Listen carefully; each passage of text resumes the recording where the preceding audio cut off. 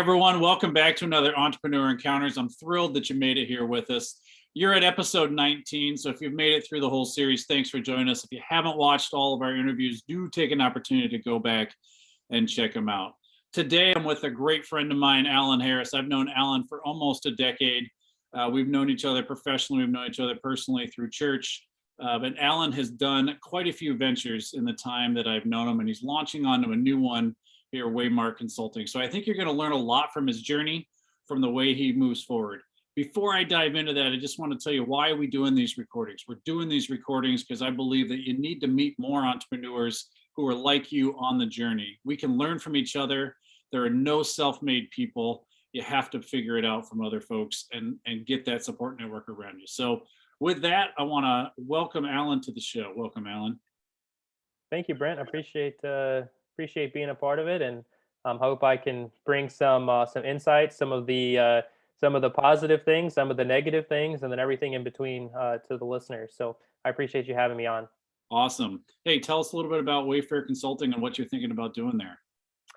Yeah, so this has really been born out of, like a lot of the things I've done, has really been born out of seeing an opportunity and in the network that I'm in, people identifying some of the projects that I worked on and said, "Hey, can you come over here and help me do this?" And so what I'm really focusing on for this next part is taking a lot of the learnings that I've had as a small business, as an entrepreneur, as a growing business, and helping other small and growing businesses unlock potential in their own business through improved business process design, systems, controls, tools, and automation.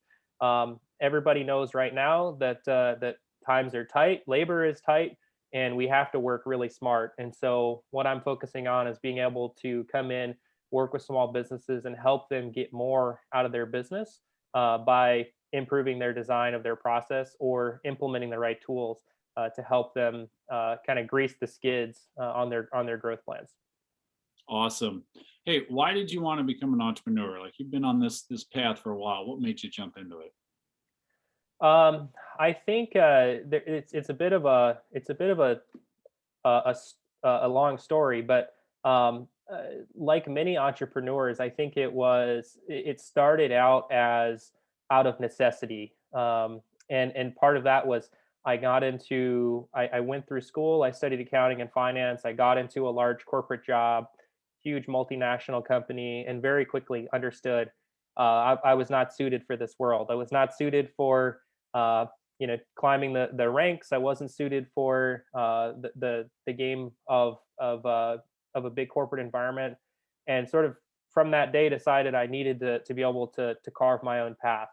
So maybe that's a little bit of my nature as a contrarian, a little bit of a rebel. I'm not sure, but I knew that was going to be the path for me. And so pretty quickly, I started exploring opportunities to begin testing the waters on my own.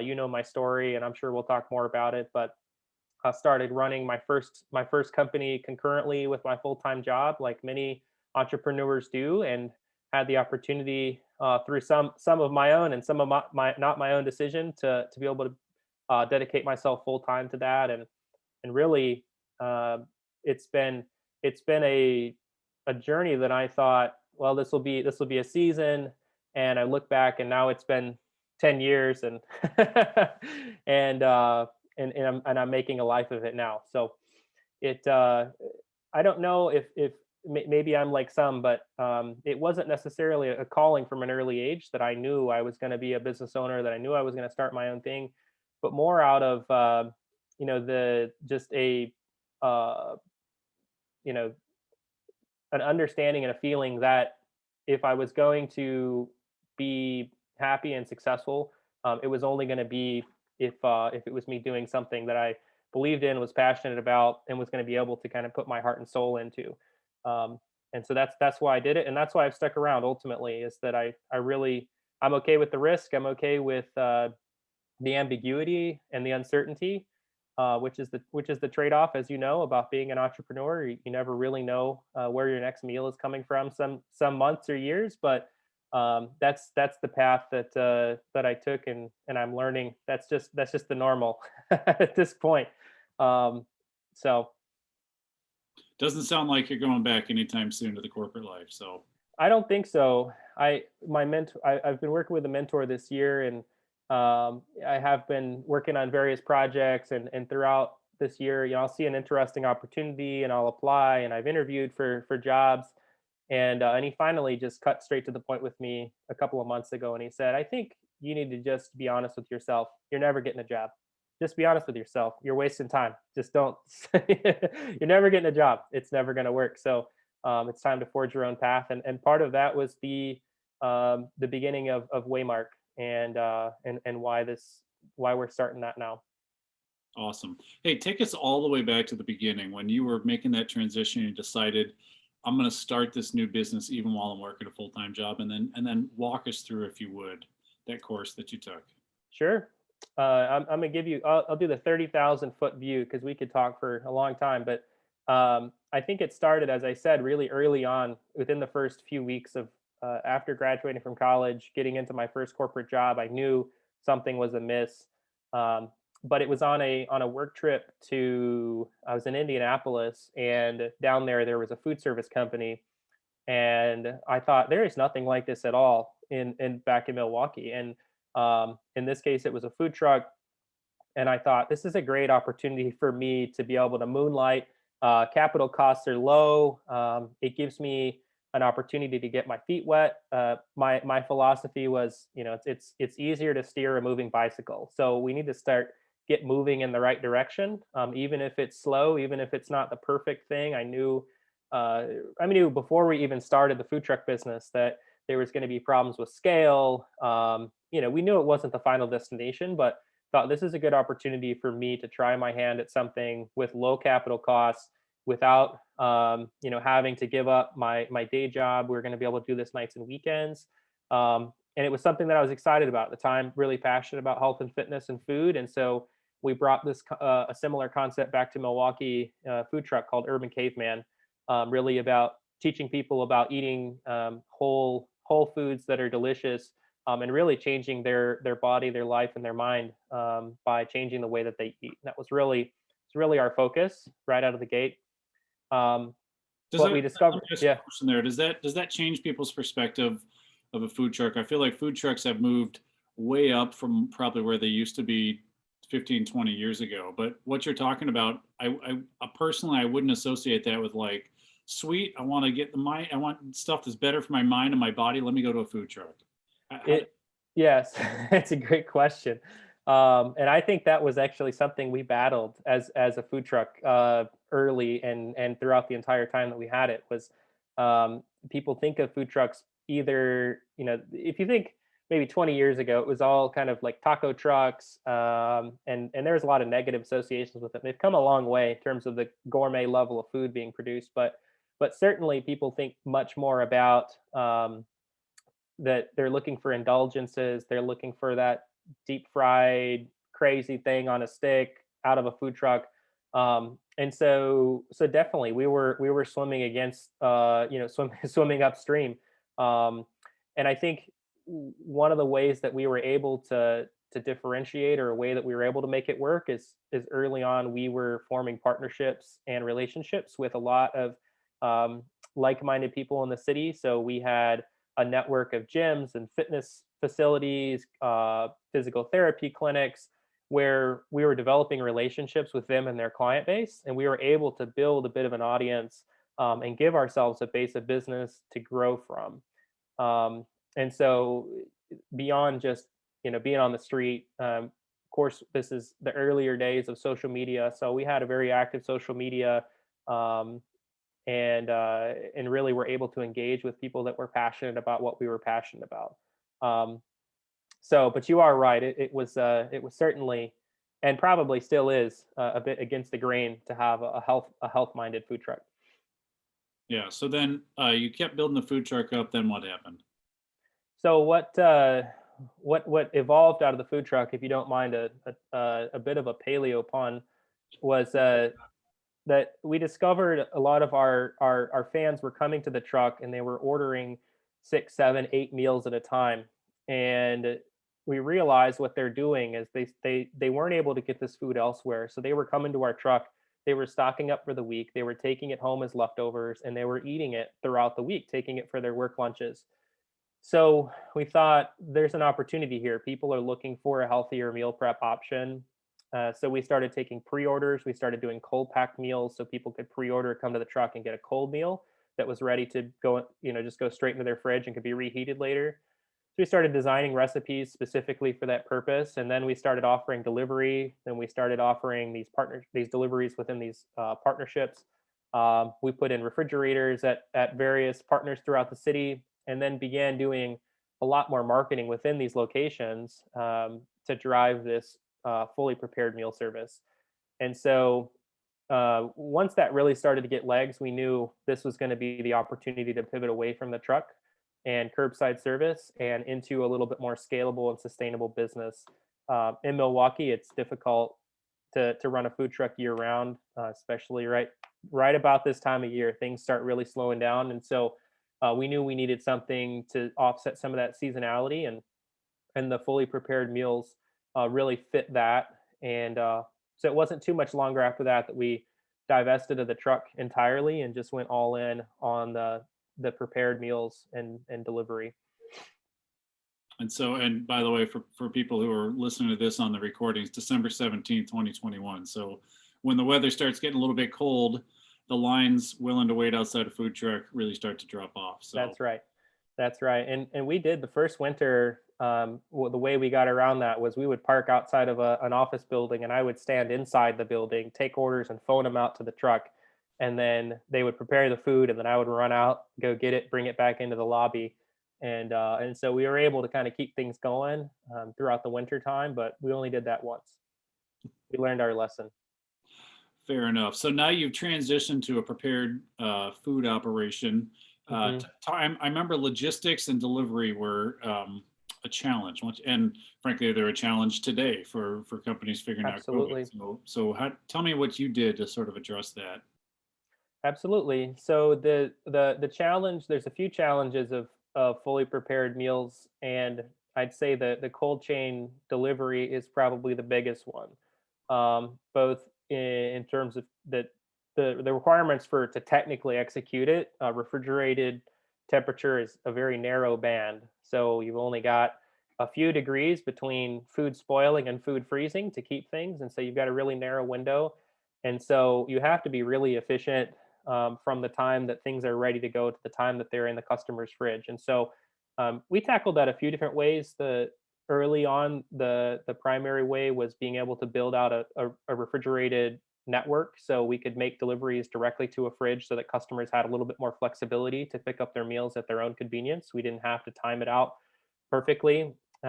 We were using a lot of people are familiar with this now, but at the time this really wasn't a thing. That cardboard boxes with insulated liners and reusable ice packs was if we're bringing it right to people's homes. Now people see that all the time. Blue Apron, HelloFresh, they've copied that model now. Um, but it is one of the biggest challenges on the fresh food side is that you've got a short shelf life, and then you have a really expensive last mile delivery. So from packaging, and then also the distribution. So last mile delivery is the least efficient part, especially early on whenever you have few customers but a large geography. So you've got a lot of travel time between stops. It's very expensive, and so there's really a game to be played about building delivery density. And so we tried to focus hard on making sure that we were building deliveries in certain areas and focusing on certain areas. So even the way we did marketing, the gyms that we worked with, we tried to build that as intelligently as we could to try to keep our delivery costs down. And if you look at the track record of meal delivery companies over the last 10 years, it's not good. Um, there's there's sort of story after story after story of people trying this model and it not working out. And I think big parts of it is the distribution is really expensive, and they underestimate um, the economics of that. And then secondarily, I think there's been a proliferation of more and more services, so the stickiness of customers has waned, and so with that, the acquisition cost of customers has gone up. So you have a decreasing stickiness of customers, their lifetime value is going down, you have customer costs going up. That's a problem for meal delivery companies when there's just not a lot of margin in food. So um, part of the way we've been able to do this for as long as we have is we've grown smart and we've grown profitably ever since day one. And we've, I mean, by the grace of God, been able to do that now for over 8 years. That we've been able to run and grow profitably, and continue to be able to serve customers all over the Midwest. So Let me dive in. Can we dive into some of the numbers there? Because I think there are a lot of food-based businesses, and I think to use another pun, there's a lot of ways that you can get your lunch eaten in that process. absolutely. So I just want to break down on food costs. What do you like to see for your straight food costs as a percent of revenue? What should you be targeting? Well, I can tell you what ours is, and I'd say it greatly depends on the type and style of food that you're making. Ours is very very high quality, and so we're sourcing grass fed beef. We're using olive oil only. All of our meals are grain free, gluten free, uh, dairy free, soy free. So we're on the high end, and so food costs is something we have to watch really really carefully. But I think in some areas, you're a cookie company. You're probably going to have a lot lower food costs, but there's going to be costs elsewhere that you're going to have to account for. So for us in kind of high end meal space, we run about 25% food cost. And that number is kind of that's an all in from raw materials and then also labor, is what we're including in that. And I'd say direct labor, So the, managerial. We have so the a head people chef. actually cutting up the vegetables and packaging and putting it together, not the oversight, not the management, but That's correct. the That's hand, correct. So literally the just hands-on. Okay. yeah. So anybody that's actually hands on with the food, that's packaging, that's also any raw materials, all that needs to be somewhere around 25% is our goal. All right. So when we look at delivery, and I know a lot of companies have made a splash. 30% seems to be a cut that certain organizations take. Interestingly, whether you're in the app store or in a delivery market, people seem to like that number for some reason. And there's a lot of pushback because that takes a lot of the money that a restaurant has. Fact, we're in a world now where we have now trained consumers. Ideally, if you can train them to come and pick it up themselves, bonus. But we've trained people now to offer delivery for companies that didn't used to have delivery. So what do you say? What do you think about where some of the delivery cost should be, or maybe it's a not to exceed? And I realize it depends on your total profile, but what I'm trying to produce here are like, you said you're at the high end food side. So I would say to anyone, that's probably your max number. If you're above 25%, no matter what line you're in, you probably need to Yep. reevaluate your revenue, your food cost, or your Yep. cost of production, right? I want to do Absolutely. the same thing for delivery because your 25 is already out the door. You put another 30 out the door for delivery, rent and heat and everything else. Pretty soon, there's no money to pay yourself. That's right. That's right. So I have a few thoughts on delivery, and this is a passion of mine. So I'll have to try and keep it brief. But a couple things in the delivery services, as you said, have really trained customers, or at least trained the consumer that there is, that they should expect a certain level of service at a certain speed.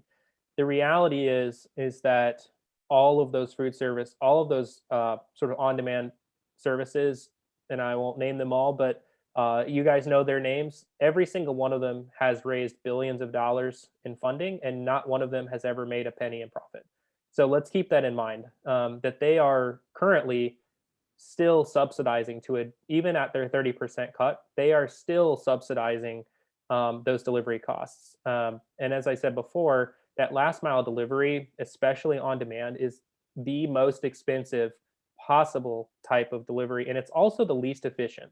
Um, and so, whenever we made the decision early on that we wanted to own our own delivery, and there's several reasons for that. The primary one is that we wanted to own the customer experience from end to end.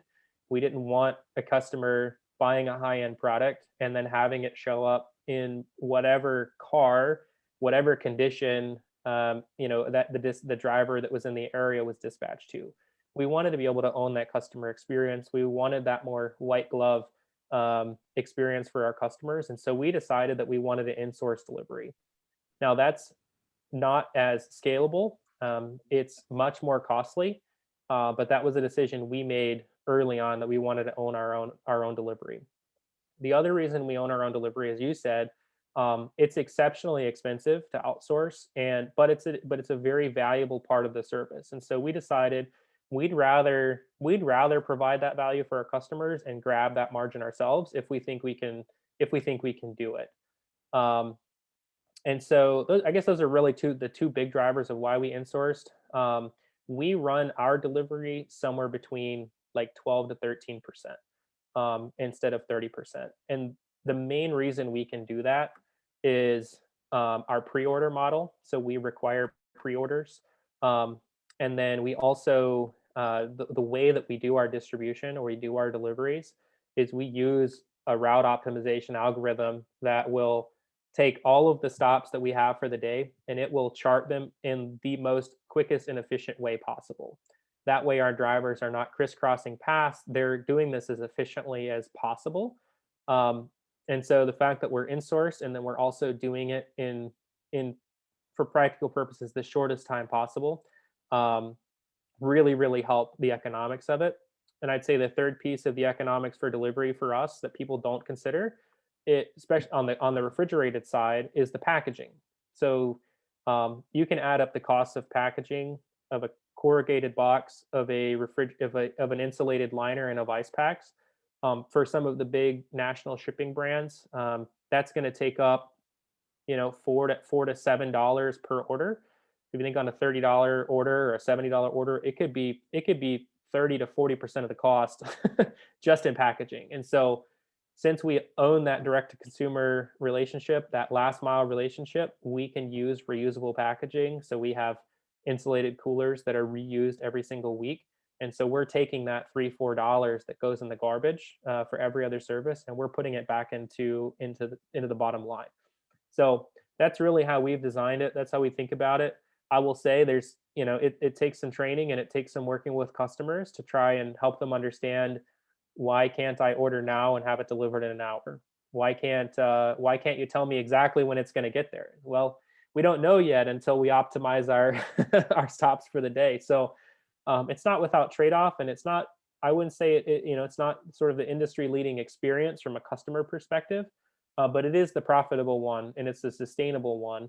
And from an environmental perspective, we use 90% less waste than our customers, and we probably emit 90% less in terms of that we aren't having to move these things over long distances, and we're perfectly optimized. So it's really responsible for several aspects of that. So I want to touch on that because you mentioned customer training, for lack of a better term. A Yep. lot of times we think about training our own employees. We go to education ourselves. We watch you're watching this channel. You're watching on any YouTube and podcasts, trying to pick information up. But you spent time training your customer, and you hit on two things. One, you got a pain point in, I want what I want when I want it, lots of it, and I want it right now. That's the American dream, baby.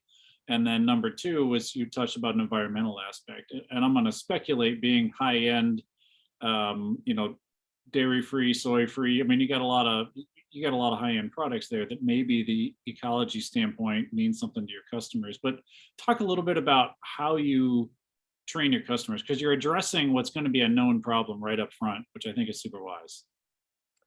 Yeah, absolutely. And I'd say this is great advice for customers as well as relationships, that it's just about expectations and managing those expectations. And so what we try to do early in the ordering process is trying to let them know what to expect. There is nothing worse than, we've all had this experience of, we're trying to get cable internet at our house, and they say he'll be there between noon, 8 o'clock and noon, and if don't answer your phone within 1 minute, like, we're going to reschedule you for 2 weeks, and you feel trapped in your house. And so we try and get ahead of that as soon as possible, and message that both, email notifications, and also just we have a customer onboarding packet. So with their first delivery, they get a little packet that explains this is how our delivery service works. This is why we do what we do. This is how the reusable coolers work. And we try and educate them about not just the way that it works, but the reasons that it works. I think whenever I can have that conversation with a customer, they understand why am I being charged $20 for a cooler? Well, it's refundable, but the reason you charge $20 now is that otherwise we'd be charging you $4 every week into perpetuity. And so I can say, look, the reason you can buy high-end food for the cost of a meal at any, retail outlet, you can get a lot better quality, is because we've managed our costs so well and we've done this so efficiently. So, they say if you can get it, you can get it fast, high quality, or cheap, and you can only pick two of those things. And so we're high quality and relatively inexpensive, but you can't get it fast. So that's the trade-off with our service. So messaging that to our customers, and really once they get in, they understand it. But that first couple of weeks is really important to get in front of them, have that conversation, give them that education about why, what to expect and why. And for most people that get it, they stick around for a long time. I like that. I recently, Christmas is coming up, and I sent some stuff off to be digitized, some old tapes and whatever to be digitized. Anyone who's done that knows that process takes a little bit, particularly as you get close to the holidays and the whole world is deciding, hey, this is a good time to get this present ready. That company has sent me probably 10 emails along the process, and all they're doing is notifying me, hey, we received it. Hey, someone's unpacked and we verified all the barcodes are on there. Hey, someone's entered all your inventory into our system and we're tracking it. Hey, it's hit the production line. Hey, we're starting to do the digitization. One could say, wow, you're spamming my email. Would you quit it and just send me my final product? But I would say they're just managing my expectations, because otherwise I've mailed it off with an unknown return date. They'll send it back when they're done digitizing it, but they're keeping me informed the whole time and implying you sent me something of great value from 50 years ago that you're willing to digitize. I'm taking such good care of it. I'm telling you where it is every step of the way. So I get to be a helicopter parent on this stuff, but they're educating me. They're managing my expectations. I think that's the big takeaway. Absolutely. Talk to me about you talked a little bit about adaptations. Talk about if any big ones have come up, particularly as we've come in to the pandemic and the world has changed the way they've shopped. Because I think customer behaviors are going to stick in the pandemic, even if the disease becomes more normal, whatever new normal is. I think some of the behavior changes are going to stay. So talk to us about how you pivoted. Yeah, so it's been a significant change for us. So on the meal delivery side, and I'm speaking about kind of what I'm currently doing, but we had built this distribution network primarily through gyms, fitness facilities, and partnerships. And early on in the pandemic, over the first week, all of that was lights off day one. And so our not just our primary distribution, but also our primary customer acquisition channel. I think that one was, I think, even more disruptive than disrupting our delivery, because we were tooled to be able to get meals directly to people's doorsteps. But what we were not tooled for is shifting to a pure digital customer acquisition strategy.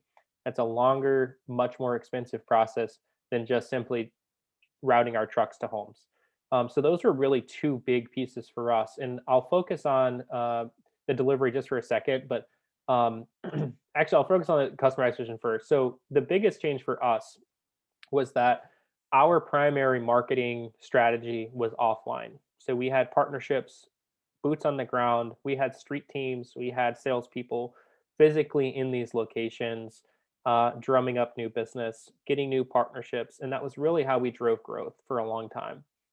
As soon as that channel was off, we had to very hard pivot the way that we thought, the way that our website was structured, the way that our meals were packaged, because now our delivery economics have changed.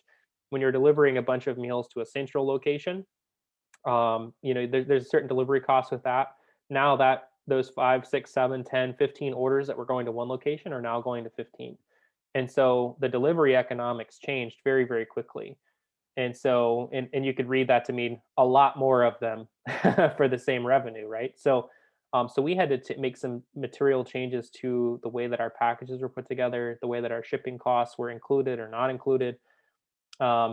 And so that was a big disruptor. But really on the customer acquisition side, we're no longer an offline company. We're a full digital company. And we've now got to understand and build skills around around online marketing. And unfortunately, also for us, we're now in kind of the big blue ocean. If the offline marketing, the really local focus, you've got that personal relationship. Now your brand is going to be stacked right alongside all of the big players. And so we had to think hard about how can we do this profitably? How can we differentiate, even online? Because now we're in Google Ad. If you look at our Google Ads account, we are competing with the biggest names in the industry for eyeballs and for business. And so, trying to leverage our strengths as a local company as best we can, even through digital channels, has been a big challenge for us over the last almost 2 years now. So those are two big things. I would say you know, as we go, we knew early on that this was probably going to be a significant, if not permanent, disruption in the way that we did business. And I think one of the patterns that you mentioned is that people are expecting direct to home, direct to your door delivery. I think that's basically table stakes now. Um, the even a lot of the grocery stores have moved a lot of theirs to grocery pickup, grocery delivery.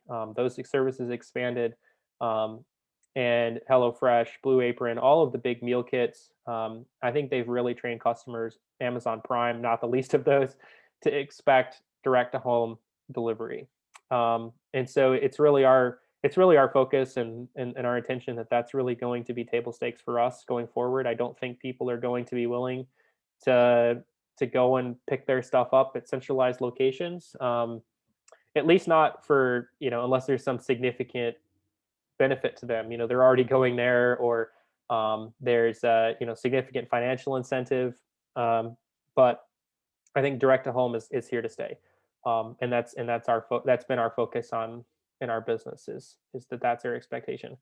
I will say too, there continues to be a proliferation of services that are moving demand closer and closer. And so I think for us, continuing to stay relevant is going to be that's going to be part of that. Managing some level of expectations, but continuing to compress that window of when I make the decision and when I can get that service. It's going to be a huge differentiator for a lot of businesses. So I think this is a great time for a transition because I want to talk first about you've gone through a lot of pivots through various roles that you've had in some of your different businesses. How do you stay on top of the game? For instance, you just talked about, hey, we had to go from a local marketing model to a digital model. Well, that's a big change. And we can all sit there and spitball stuff, but I know you and you're someone who goes out and will figure out how to learn it. So what are you doing to learn and stay on top of your game? Um, well, I think it's not just me. There's going to be a combination of things, but um, you know, I do a lot of reading personally, but it's also been, finding other people in the industry, learning about from what they've been doing. Some of this has been, learning the hard way. I think we've spent, the last year and a half really trying to get our legs under us from a digital marketing perspective, through, partnering with people who have expertise in the space. Some of it you have to learn yourself. And But some of it is kind of a, just a commitment to figuring it out. We I think I was thinking before our conversation that a big part of the readiness for this life is the willingness to commit in the face of the unknown, and being able to and willing to tackle that challenge, and not necessarily knowing what lies at the end of this road, and still being able to walk it. And so, um, you learn along the way. Some of it's the hard way, some of it is, great resources. I'm a member. I've joined a lot of trade groups, that where there's lots of knowledge and sharing and information, and there's lots of online resources. So from, most of the tools that, from a digital marketing perspective, there's lots of trainings. All the platforms want you to use their products, and so they provide lots and lots of training, as well as, the YouTube University of the treasure trove of information of things you can learn on there. But It comes from a lot of sources, both from industry experts, trade groups, and then just self-taught, in order to kind of learn the tools that we need to continue to drive the business. Awesome. I think understanding that you have to continue to learn and you have to take time to continue to learn is essential as an entrepreneur. We can spend forever doing, but not necessarily achieve. So I want to encourage everyone out there listening or watching right now to find some time to make sure you're always continuing to learn.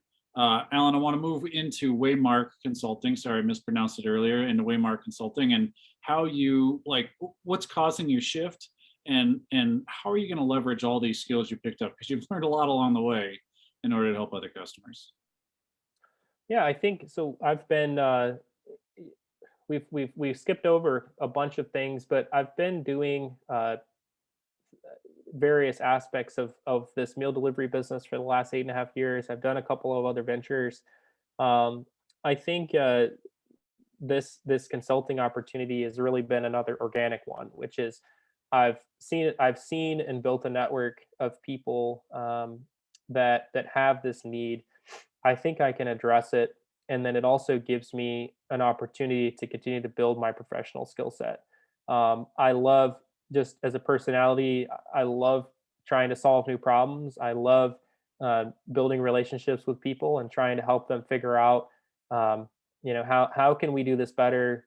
I've got to learn. I've got to do the crash course, and that's something that has just really been exciting to me. And so that lent itself to this type of work. So on the consulting side, so being great at relationship building, being a great problem solver, being good at asking questions, and then also being able to be comfortable to be a hunter and to be confident in you know eating what I hunt. And um, so those things is kind of what led me into this. And then I think that the niche has just kind of been, these are the things that I've done as a small business. We reach a problem, we don't know how to solve it.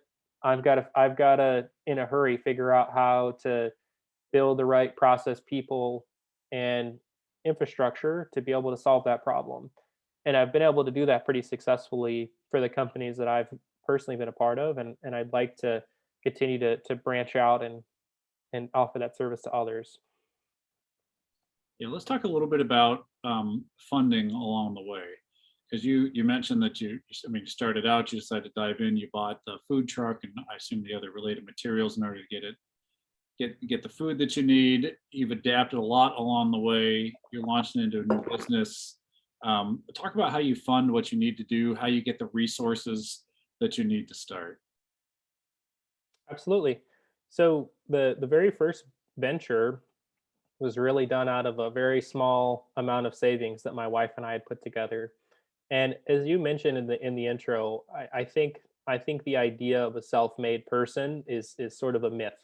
I think behind any successful person, you'll find a lot of people who supported them and helped them along the way. And so for me, my story is no different. So I was fortunate enough whenever we started the business that cash flow was not important. I had a full-time job, and so we were able to put some money into the truck, the truck going, and my wife was also working full time. And so we really lived very frugally for a long, long time, and continue to, because that's now just become part of our of who we are, is living very frugally.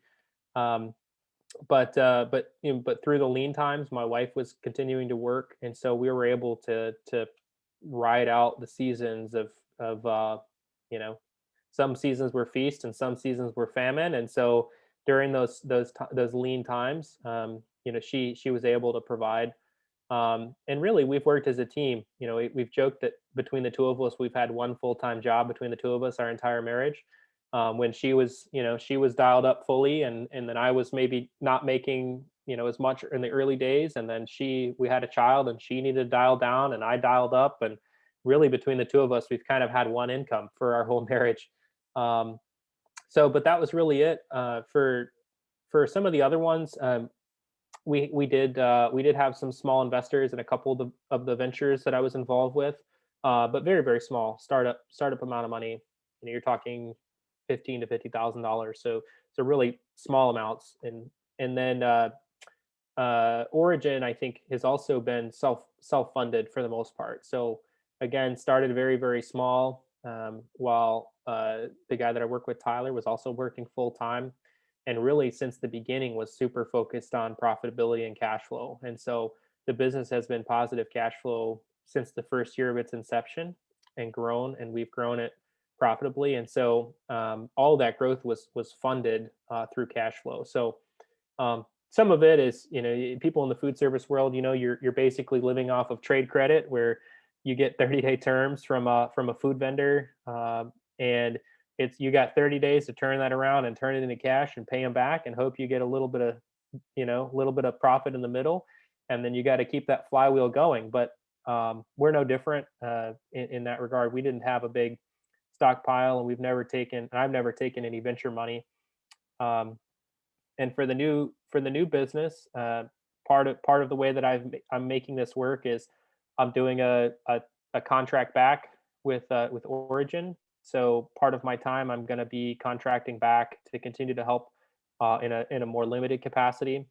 And then I also had already built a couple of clients that were waiting in the wings, so that whenever we flip that switch, there's not going to be a significant disruption. And so I think for me, I've just tried to be as diligent as I can to ramp up. A lot of people are doing side hustles or whatever, and I think as long as you're able to sustain that while you have a steady income stream, it allows you to be more dangerous. If you become reliant on your business, you know, to pay your mortgage, you may have to do things in the short term that are going to be to the detriment of the business in the long term. And so the longer you're able to kind of self fund that, the more opportunities you're going to get to learn and pivot that business early. And so for me, that's always been my strategy. I know other people take, they've really focused on, we're gonna take a moonshot, we're gonna take a bunch of venture capital money and really go for it. But that's not been my personality, and it's not been the way that I've chosen to do this. Awesome. Last question here. Well, actually, I always do this. I'll, I'll give you a chance to tell people, to find out how people connect with you. But last question about your business. Tell me about the brand you want to have with Waymark Consulting, and what you want people to think of you and your business as they envision it. Sure, and I could tell you just a little bit about the name and why I named it that.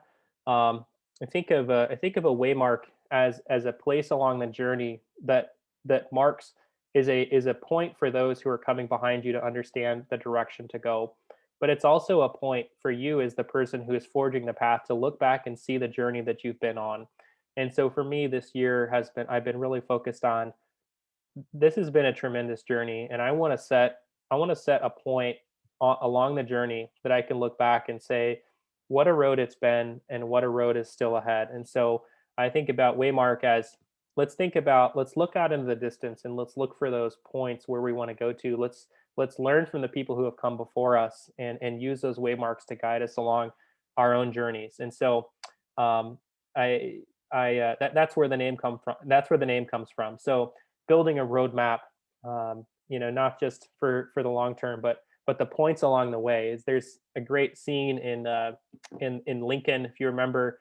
They're talking about this piece of legislation. He says it's, knowing where you want to go is good, but knowing how to get there and the wisdom to understand when to turn left and when to turn right is as important as knowing where your North Star is. And so with Waymark, it's also about, not just about knowing your North Star, but what are the points along the way to get us there, and how do we build a roadmap to that? Awesome. If folks want to get a hold of you, if they've heard your story and they want to be connected, how do they reach out to you?